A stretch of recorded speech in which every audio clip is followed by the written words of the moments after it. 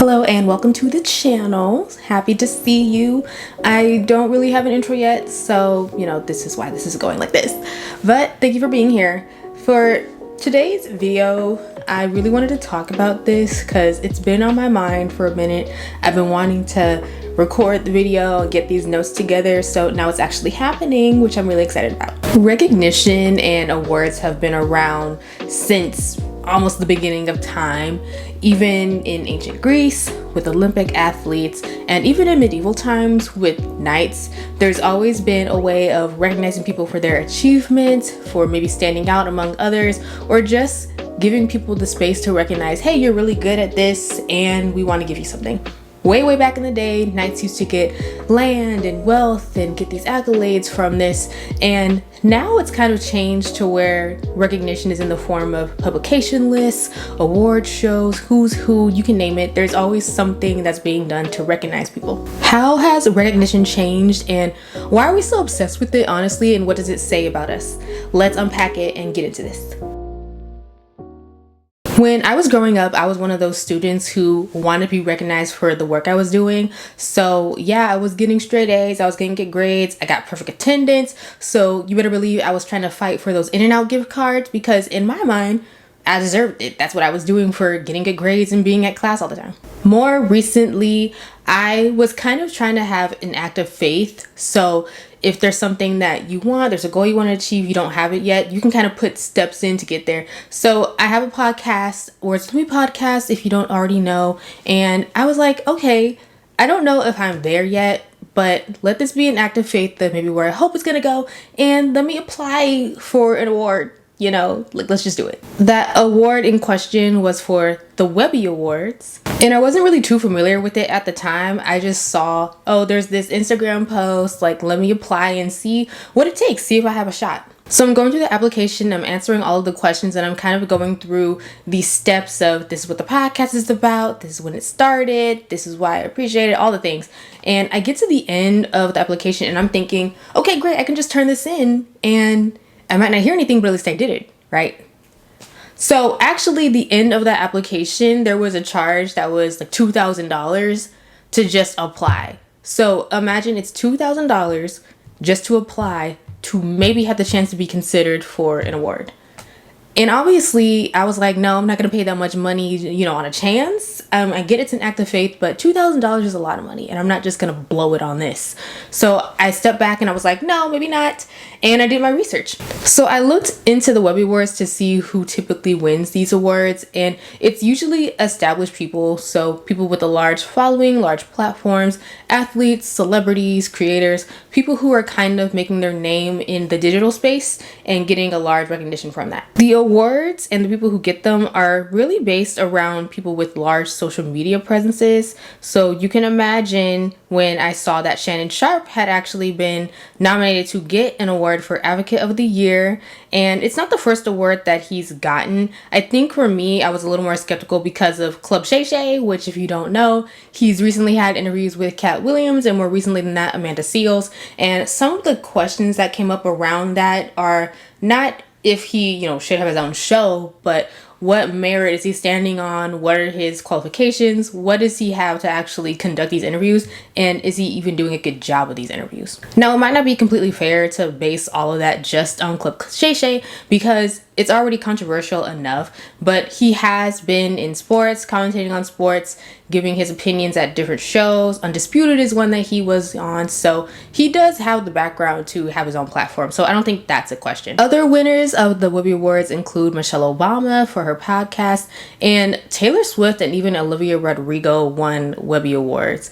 So Sharpe, he's not necessarily a journalist and he interviews people because that's what he enjoys doing, but the projects that he's had with Club Shay have had some controversy.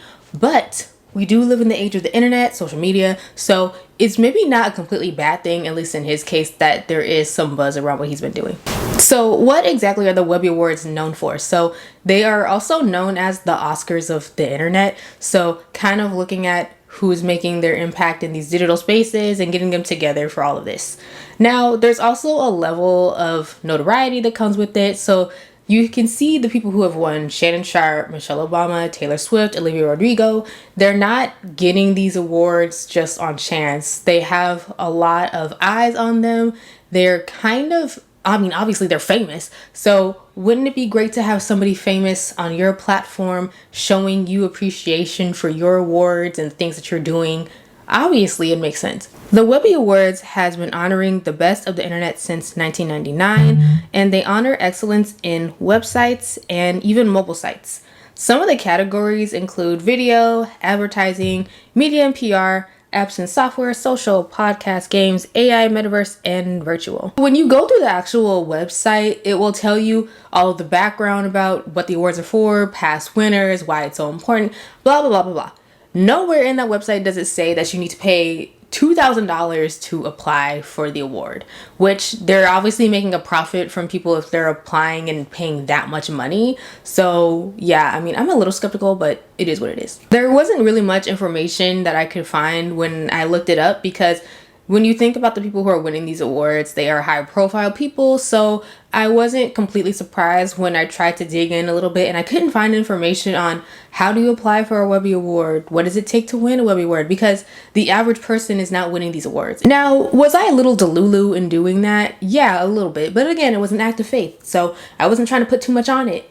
But $2,000 is not what it's gonna, yeah, I wasn't gonna do that. Going through that whole process made me a little bit curious and thinking about, okay, what does it take to actually get these awards, get on these lists and publications? Like, what goes into it, and why do we feel the need to be featured, to be recognized, to have these opportunities to be on these platforms? Award shows can be traced back to ancient Greece, Mesopotamia, Egypt, and Rome. And in these civilizations, winners of competitions were awarded wreaths, which symbolized victory and had religious and cultural significance. Over time, the way that we give and receive awards has evolved, reflecting changes in culture, technology, and social norms. I think some more notable examples when we think about publication lists. So when I say that, I'm thinking about Time's Person of the Year for Time magazine, and I'm also thinking about Forbes 30 Under 30, to name a few, and there's others that have popped up. And some of the questions that surround these types of publication lists are: who's making the decision, and what is so special about these people that they're getting recognized on these platforms? I saw a thread and it said, "This guy y'all hate because media tells you to. Everybody loved him in 2021, just 3 short years ago." And he was talking about Elon Musk when he won Times Person of the Year. And, you know, for me, I'm like, who is we? Because I was never obsessed with Elon Musk. I wasn't necessarily a fan of what he was doing. I just knew that he was doing great things in the EV space. And yeah, he was just a rich guy who was getting recognized on a magazine. But I think that's such a great example because we often give more credit to people because they are featured on these lists. So it's not even a question about their character, their morals, their values, but because they were featured on, let's say, a Time magazine, they were featured on the Forbes 30 Under 30, we often give them more credit than, I don't want to say maybe than they deserve, but we kind of automatically assign value to them because of it. There have been other people who were noted as being founders, innovators, who did get into some trouble of their own, and whether or not they ended up on Forbes 30 Under 30, actually, you can look that up for yourself. But there are people who are featured on these lists and these publications who maybe at the time they were doing great things and they were having great success and kind of inspiring people. But down the line, we all have our own actions, choices are made, and through those choices, you can either end up in a good or bad situation. So there are people who are a little questionable who are on these lists. But that's besides the point. First list that I wanted to talk about was Forbes 30 Under 30. And I think it's especially relevant for me because I'm not 30 yet. There's number one. But I know of maybe 2 people that I've met in school, acquaintances, who did end up on these lists. And it was great to see that, wow, you're doing some great things and you're getting featured on this.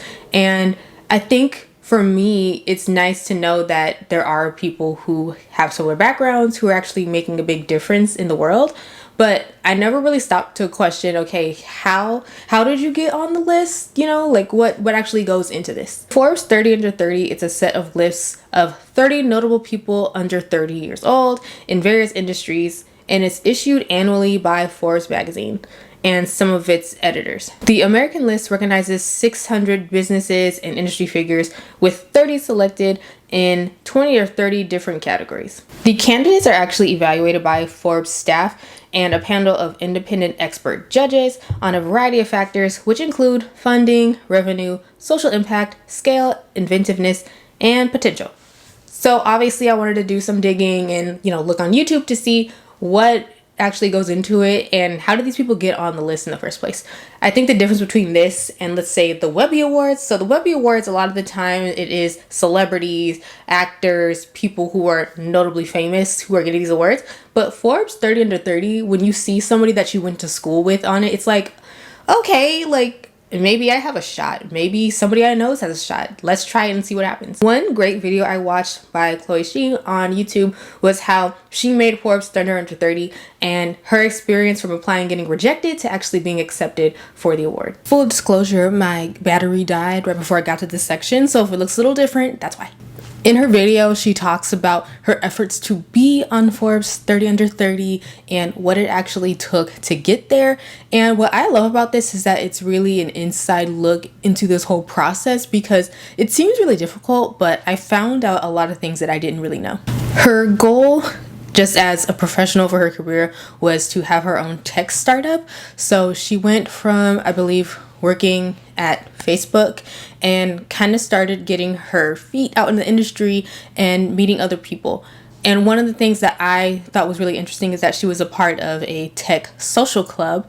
And one thing we tend to forget about is that a lot of these prestigious spaces, these environments, it's really about access, but sometimes you have to actually meet people who can put your name out there and kind of help you get your foot in the door where you thought it wasn't even possible. These people that looked down on me for having a normal job and a normal life, and that just wasn't enough for them to think that I might one day do something kind of cool. So I looked into how one begins this process, and apparently you need to get nominated by your company, execs, Forbes alumni, or you can even nominate yourself. But you gotta be kind of goated to just rely on that, because Forbes is a magazine after all, and they're looking for big names, big brands, big headlines. Usually somebody who is a supervisor or an executive, they will pick a couple people in their company who represents different categories, and it's an honor to get that. But at the end of the day, it's because it looks good. So if you're able to have somebody that works at your company who is nominated for being an innovator in a tech space, or being somebody who's making waves in under 30, it's a good look, really. So there is a motive and an incentive for people to nominate others into this. Besides company execs, you can also be nominated by other Forbes alum. So people who have already received that honor can put your name out there. So again, we're putting the dots together. You kind of see where I'm going, hopefully, talking about access and who you know and who knows you. The process overall is very selective, and they're usually looking at people who are entrepreneurs, activists, scientists, and again, celebrities. So people who have a large following already.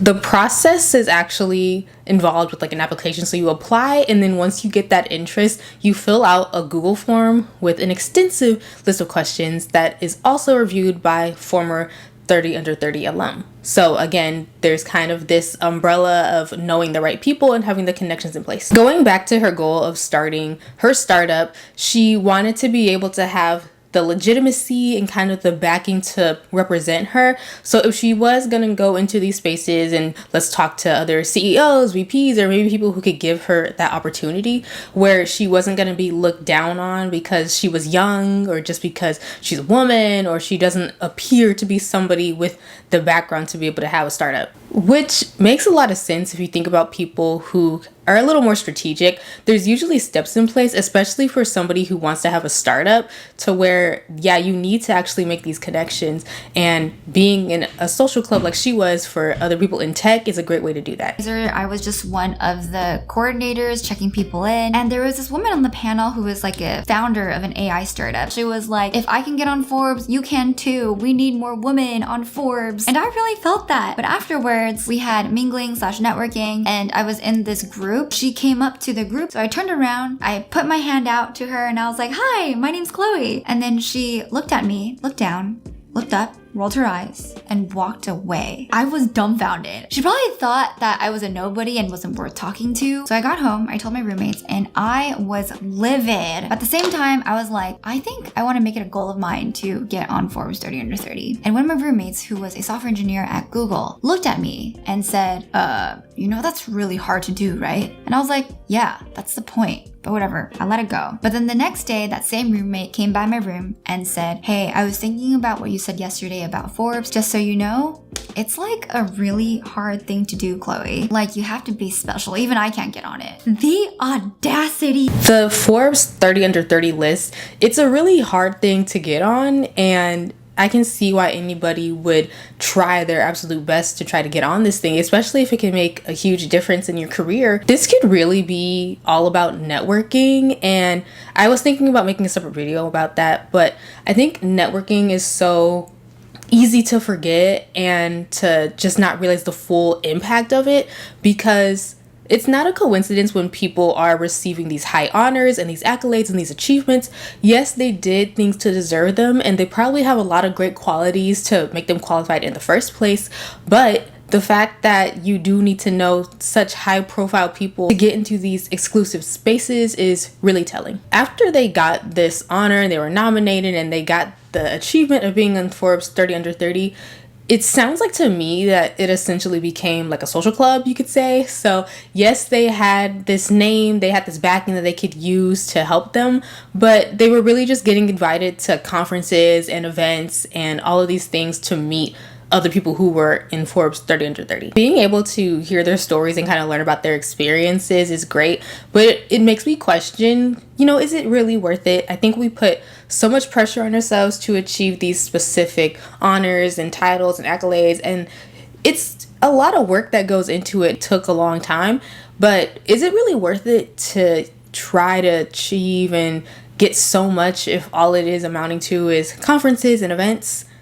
I don't know, maybe to somebody else, but it is a fair question to ask. I think for a lot of us, we tend to see people who have met these achievements and we kind of put them in a class above our own. So we think that because they have these honors and these titles that somehow they're that just smarter than us, or that they're just better than us, or that they're just completely out of this world and we can never match up. And we forget the fact that you do need to have connections to get to these places. Another list that recently came up that caught my attention is XO Nicole, and they have their It Girl 100 list. So their list specifically is highlighting Black women who aren't afraid to pull up their own seats to the table across various regions and industries. And a lot of the people who are featured, again, they're CEOs, they're in marketing, they're beauty creators, they're entertainers, musicians. Again, people who already have a large platform and who have the connections in place to be able to be considered for a list like this. It's great to see so many people from different backgrounds be honored because, again, it's representation and it's allowing people to be more visible. So to see people who are achieving so many different things and to see people who are making a name for themselves, it is inspiration to do it yourself, to find a way to kind of carve out your own space. Again, we're kind of forgetting the exclusivity of it. So it's not so much that, they're not doing something that's great. They're doing great things, but yeah, they know people who are going to nominate them to be on these lists. And again, it's not a coincidence that they are on these lists. I think it makes me think about taking things with a grain of salt, especially when you try to compare yourself to these people who are featured, because a lot of the times there are things that are out of our control, especially when we're talking about these types of lists. We often forget about influence and capital and how important those things are when it comes to getting in the right spaces. It would be great if all of us could be fairly recognized and get the achievements for the things that we've done. But at the end of the day, a lot of people have more power and influence than the average person. It's fair that when you see these types of lists, that number one, it's a great achievement. You can be proud of them and be inspired and motivated. But I think there's also a little bit of jealousy and maybe envy that we all experience when we think, hey, they're doing this thing and I'm doing something that's similar. I feel like I'm doing good enough, so why am I not getting featured? A lot of the skepticism that people experience when it comes to people getting these achievements is because of these industries who haven't always been completely honest and who haven't always been forthcoming when it comes to talking about the people that they're putting in these high spaces. Some things that come to mind when I'm talking about this are like industry babies, industry plants, and the one that I want to talk about specifically is nepo babies or nepotism babies. I think nepo babies are the great example of how did they get there? What did they do to deserve this? And rightfully so. The term nepotism baby or nepo baby was first popularized in the early 2010s after decades of being used, and it ended up being shortened to nepo baby in 2020. One of the reasons it became so popular and people were talking about it so much is because Maude Apatow, who is an actress in Euphoria, people found out that she had famous parents, and it's one of those situations where people got suspicious about how she even got into the role in the first place. But the fact that she has famous parents who, not necessarily she was trying to hide them, but that weren't publicly disclosed, it made a lot of people suspicious about her background and if she even deserved to get there in the first place. In a quote from an article on The Cut, Maude Apatow states, "I try not to let it get to me because I obviously understand that I'm in such a lucky position. A lot of people in a similar position have proven themselves over the years, so I've got to keep going and make good work." And in her case, what it amounted to was, yes, I do have famous parents. I know that they have a lot of influence and they have helped me, but I'm going to put my best foot forward and continue to act, continue to basically prove myself as worthy on my own without my parents and without their former achievements. Another reason nepo babies become such a big term is because of the college admission scandal that happened a few years ago. I think one of the real reasons it took off so much was because Lori Loughlin from Full House was involved, and her daughters Isabella and Olivia were also implicated in this. And if you're already familiar with the case, essentially there were famous parents, people who are diplomats, people who have this industry power and connections who are finding ways to get their kids in school without just doing a formal application. And this could be through making large donations to the institutions, and in Lori Loughlin's case, actually having her kids pose as college athletes and falsifying all of these records and information just so they could find a back door to get into the school. What did you think when the news broke about this cheating scandal? Comical. Yeah, it's probably the funniest thing that's happened this year, but the gravity of it is something that I haven't seen almost ever. I think at first I was very like, oh, I'm so unsurprised. And then the next day I was like, no, I'm actually really angry. I think the anger took a while because it was so funny. I think we've all been in a class or two where we realize someone just not up to par and you start having questions about what's going on. Oh boy.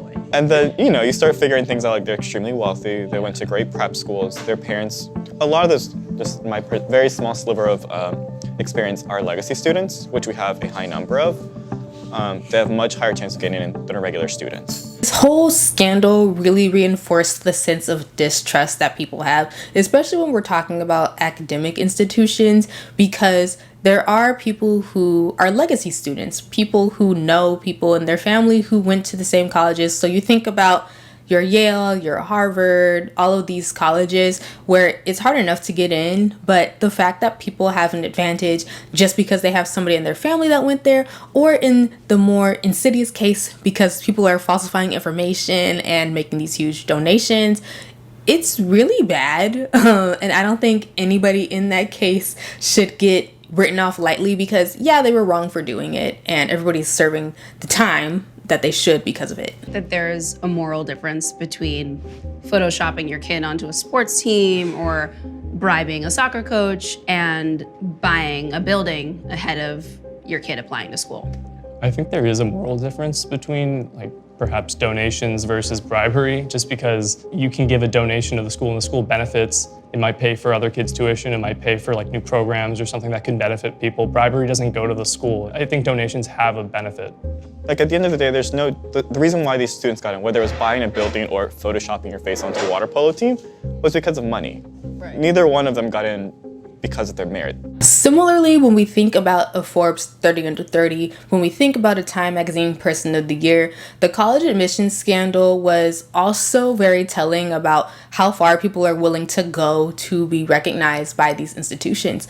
And especially when we're talking about an Ivy League college, it's not lost on a lot of people that people can use, let's say, Harvard, put that on their resume, put that in their bio, and people will automatically give them this sense of importance or put them in a class above others because they just went to a good college. I also think one of the reasons recognition and achievement is so important in a lot of cases is that, unfortunately, a lot of people in higher positions do judge people on face value alone, and take somebody who doesn't come from an average background. So let's just say they're not a white male, for example, and they're trying to go into a space where they're trying to assert that, yes, I'm qualified, I can do this, I am able, I'm capable, all the things, and people aren't going to be able to take them seriously just because they're judging them off of appearances.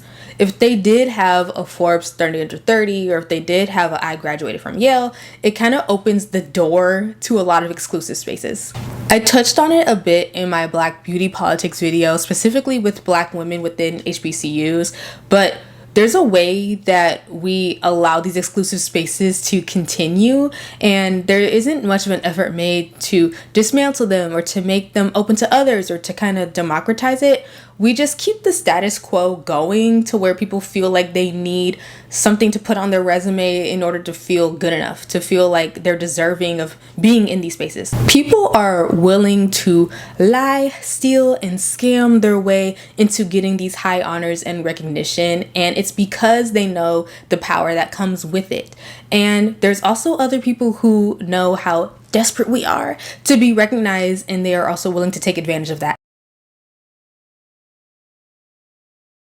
It was pretty early on into my career, so maybe the first year or two that I was working full time, and I remember getting this email, and it kind of piqued my interest because it sounded like a pretty good deal. I couldn't find the actual email because I deleted it after this whole situation ended, and I remember I posted it to my story to ask, okay, does this sound like a scam? Yes or no?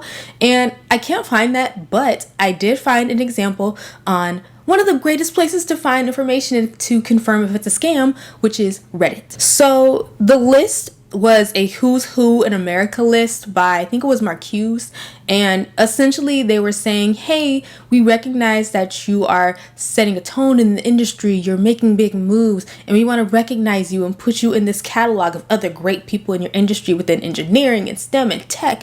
And it sounded very good, very flashy, but unfortunately some things are too good to be true. What I didn't know at the time was that essentially this was a vanity scam or a PR scam. Who's who scams are when someone calls or emails you to congratulate you on being listed in a prestigious directory. The words who's who are public domain, so anybody can use them. So basically, knowing that people want to be recognized and knowing that people do want to have more ways to have legitimacy as people in STEM, people in tech, professionals, they know that people are going to want this, but what you don't find out in the end is that you're going to have to pay to get there. I don't even remember the name of the person who emailed me because it was so long ago, but I remember they also sent a list of questions, so telling you about your background, telling you about your struggles, the things you've overcome, what you've learned, and what it means to be in your industry, and you get done with all of these fluffy words and the congratulations, and at the end of the day, they kind of get you with this, oh, you got to pay $1,500 to be featured in this. You need to pay us in order to be added to this name, this directory of random people, because you want to be a who's who too, right?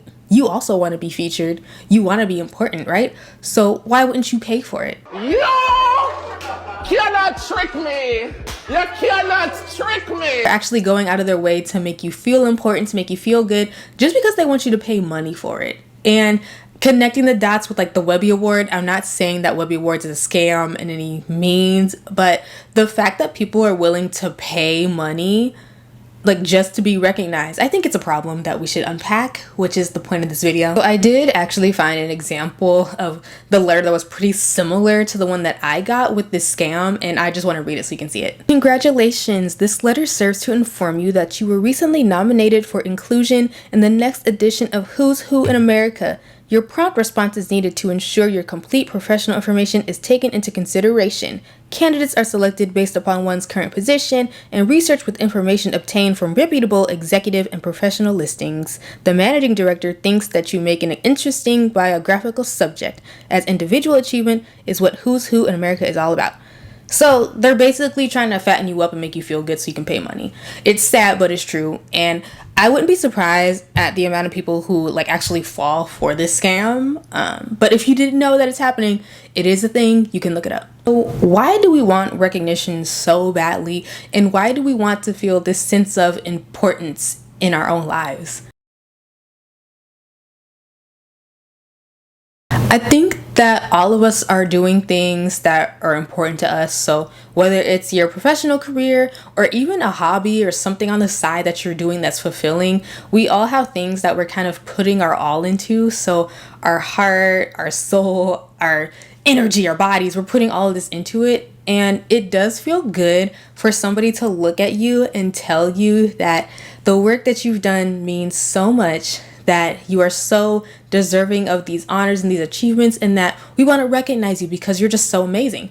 And I think that we can all feel amazing even without these achievements, but we're kind of setting the bar so high to where we feel like if we're not getting an award, or if our podcast, if our channel, if our music, whatever it is, our art isn't actually getting the recognition that we feel that it deserves, that it doesn't really amount to much. And it's pretty sad, but I think in a way that's kind of what the world has come to. I know that recently people have been talking about the Met Gala and have been contrasting it, especially to what's been going on in Gaza and Palestine. And I think a lot of people have become disillusioned with this idea of grandeur, this idea of celebrity, of people who seemingly don't have to work for much in life and who have access to so much, even though there are other people who are suffering, who are going through immense hardship that is unspeakable. I feel like the sentiment, even before the recent happenings with the Met Gala, has been rampant and it's been growing. And if you think about it, I don't think people want to have to ask themselves, why is this person so much better than me? What are they doing that's so different from what I'm doing that I don't deserve to get any accolades or any recognition? When I think about recognition and I ask myself, what does it really mean? I think about Beyonce. And part of why I'm using this example is because it's an excuse, but also the fact that she has 32 Grammy Awards, and she's won so much. She's already achieved a lot of things.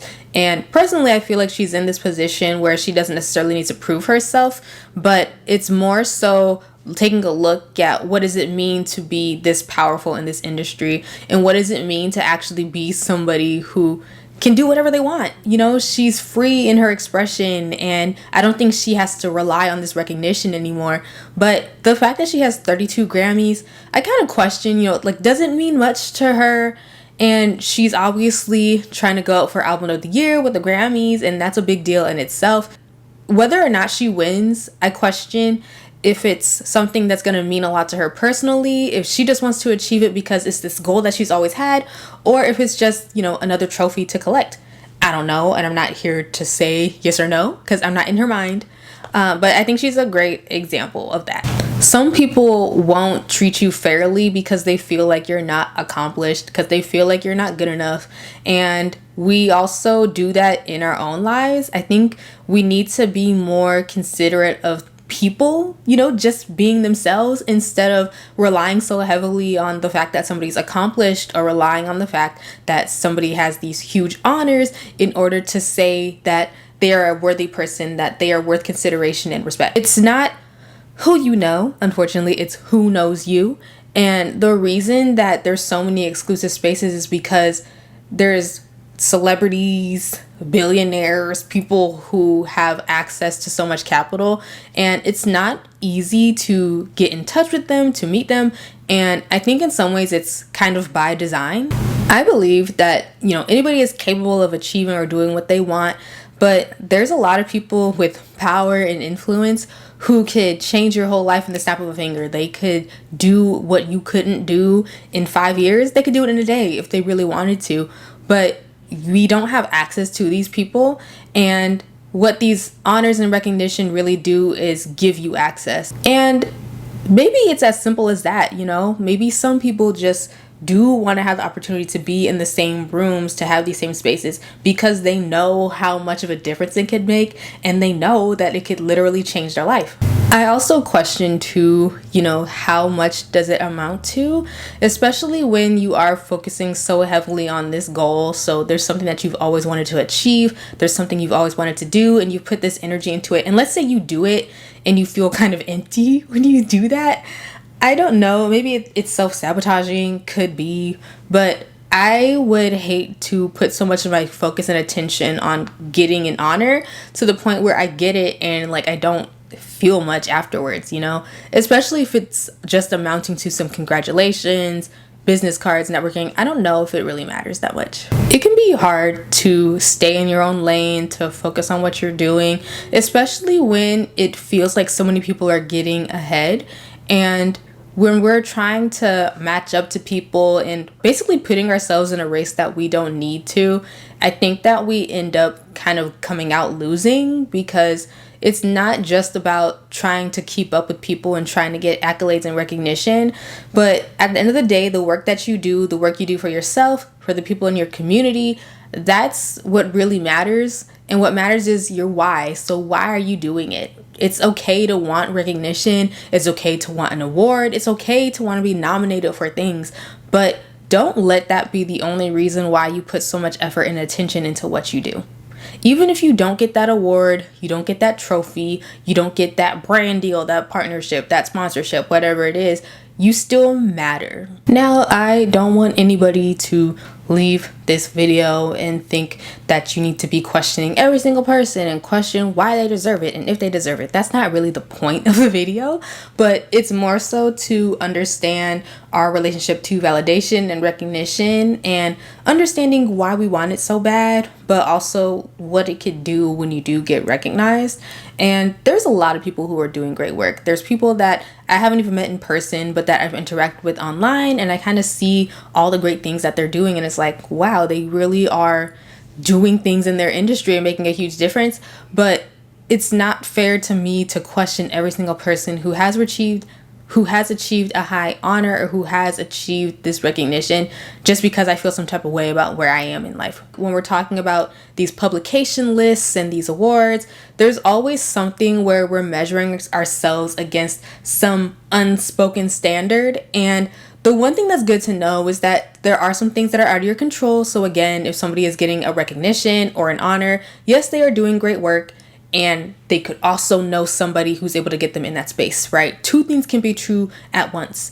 But I think the less we focus on who is getting these awards and why they're getting these awards, and just focus on doing work that is meaningful to us, I think the better off that will be. Thank you for tuning into this video. If you made it all the way to the end, I was really excited to record this and kind of put this out, because I've been wanting to talk about recognition for a while, if not only to talk about the things I've experienced in my past, but to also just open it up, because I know I'm not the only one who can struggle with feeling like what I do doesn't matter. And when we're living in this world where it just seems like you need to be somebody, or you need to be this big head honcho person, for your work to matter, it's nice to kind of take a step back and realize that, it's not really the case. But if you enjoyed this, feel free to subscribe. I try to get videos out monthly when I can, just for my own schedule, but I enjoy these types of conversations. And if you want to also watch my other videos, feel free to take a look at those, specifically my Black beauty politics video, my overachieving video, and also my travel video if you want a little more of those deep dives. But thank you so much for being here. You can follow me on Instagram at Carson Ashley Bush. My podcast is at the Words With Me podcast, and you can also see some blog posts on my website. But until the next time, thank you again for being here, and I hope you have a great rest of your day. Bye.